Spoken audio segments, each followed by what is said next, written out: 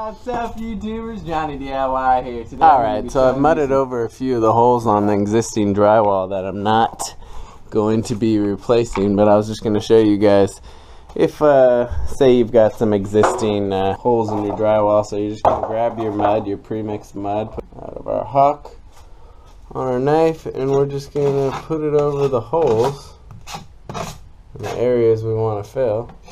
I want to go over the areas first. Wipe off the extra. So the spots we mudded on, we're just going to scrape off, put the rest back into our huck, come back to the spot, and just kind of finesse it. You want the actual middle to actually crown up a little bit.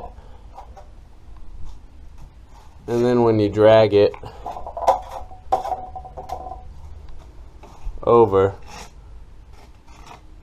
slightly spread it out. Just hold your knife real light, just to, because if you press too hard, it's going to end up indenting like this. Watch. Let's see, it's not filled all the way. We're just going to mud over it. Clean our knife off and lightly come back, go over it. There we go. Alright, if you like this video, please give it a thumbs up, subscribe to my channel, check out my other videos, I'd really appreciate it. Thanks for watching Jonny DIY, guys. Keep on doing it yourself. Take care.